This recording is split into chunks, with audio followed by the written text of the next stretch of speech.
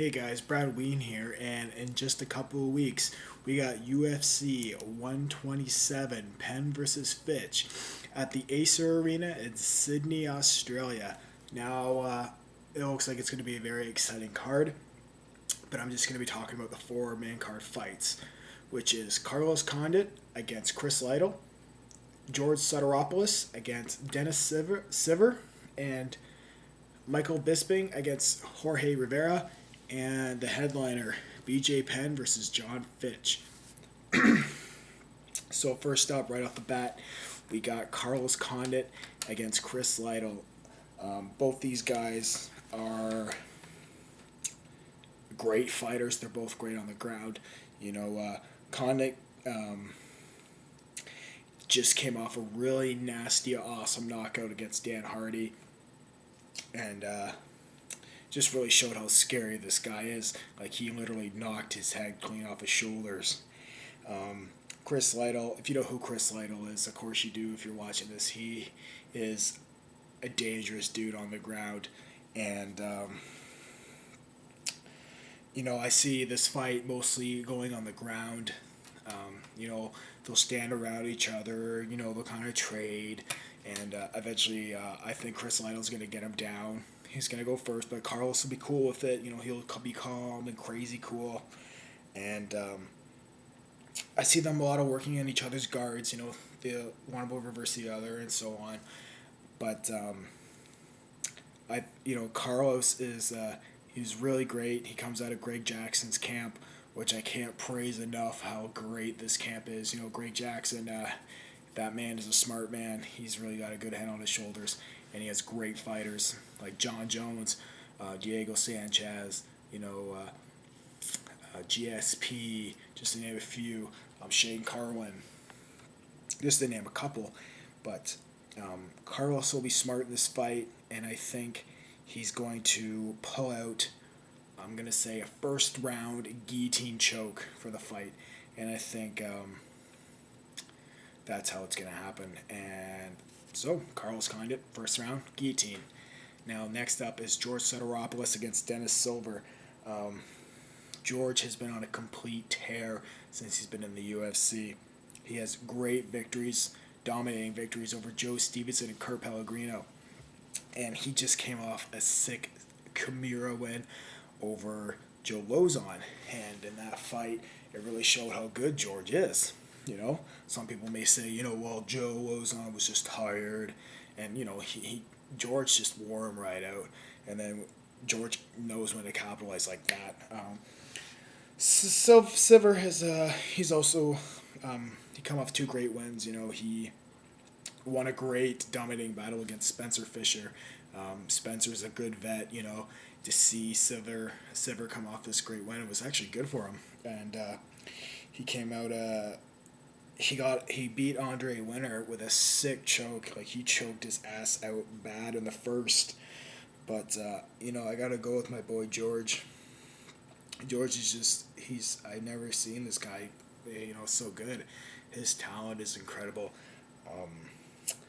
This is gonna be a war though, but I'm gonna give it to George by unanimous decision. It's gonna be 30-27 all three rounds, all across the board. Next up, Michael the Count Bisping against Jorge Rivera. Sorry, I thought I heard something. Talking about waking back up from the dead, Jorge, great two, TKO wins over Rob Kimmons and my man Nate Quarry. That kind of shocked me how he just him and Nate Quarry's fight and how that went out.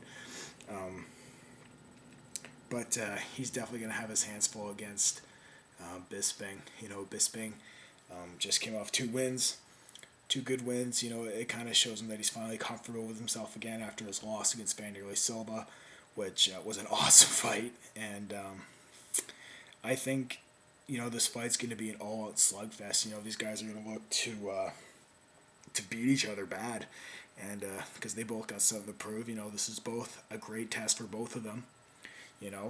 But Bisping is just, he's too fast, he's too intelligent, he's great with his hands, he has great kickboxing, and I think he's going to pick Jorge apart. So I'm going to have to go